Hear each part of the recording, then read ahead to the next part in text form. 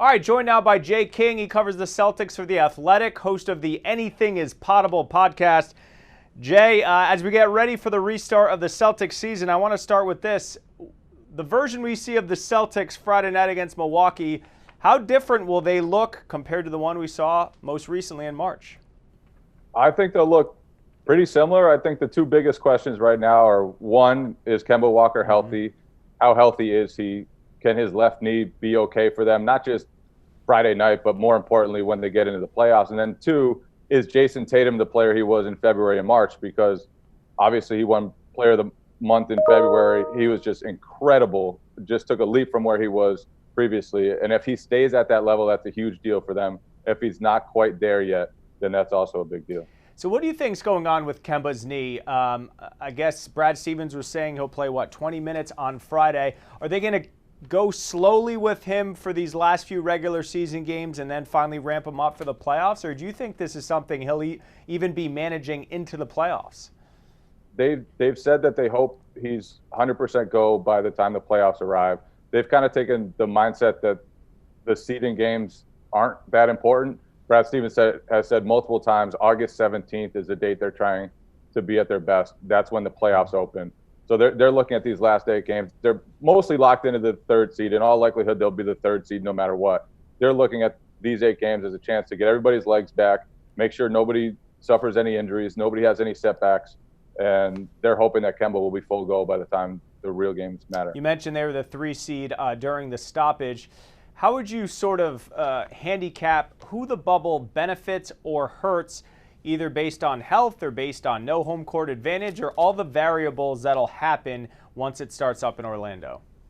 It's hard to say because nobody's ever seen anything like this, so nobody really knows for sure. The one thing that's stood out to me from talking to people around the NBA is that they think it'll benefit the people who really love basketball. Because that's all you have there. You have practice, you have games, and then you have your teammates. You see the Celtics in their swimming pools with their teammates.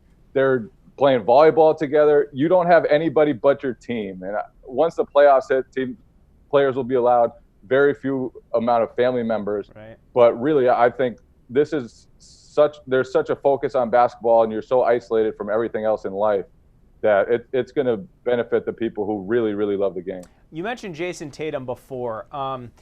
Could this be his coming out party if his season already hasn't been that? Yeah, I mean, I would say his season already probably has been that. But I think when you look at what he's done, what he's become, the playoffs always catapult young stars into bigger platforms. You see it every year. We've seen it with Dame Lillard a couple times where he has playoffs to remind everybody just how good he is.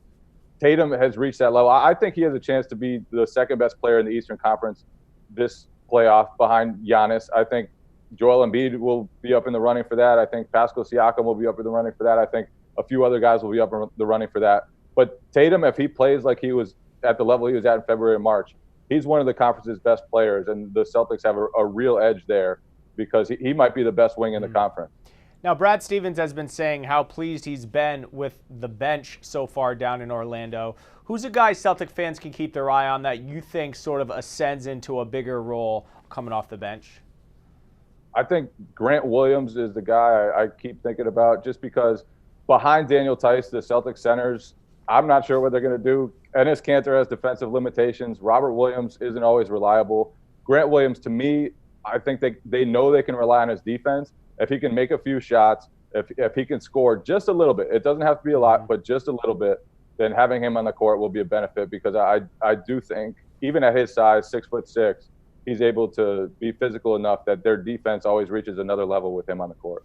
All right, let's just presume all the seeds remain as they are currently. How do you like the Celtics' draw in getting through the East?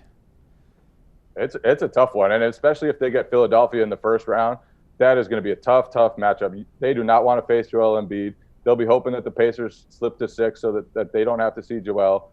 They're just not big enough to guard him. I think that would be a really, really tough matchup. If you get through Philadelphia or Indiana, then you go to Toronto. That's a series I've been wanting to see for years now. These two teams have been near the top of the Eastern Conference.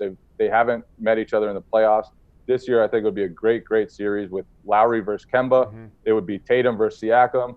It would be the Celtics small bigs versus Marc Gasol and Serge Ibaka. I would love to see that series. And then the Bucks, they've been a regular season juggernaut. I think everyone wants to see them prove it in the playoffs. But this regular season, they've been the best team in the NBA. Their defense has just about lapped the field by everybody else. So they're going to be tough to stop. It's a brutal matchup if they get Philly in the first round and then have to go through those teams in the East. So what is your NBA Finals prediction right now? I've got Bucks, Lakers, with the Lakers winning it. I think LeBron gets another one. I just think the Lakers have been locked in from the start. I think they have more talent than the Bucks, even though Giannis has been fantastic.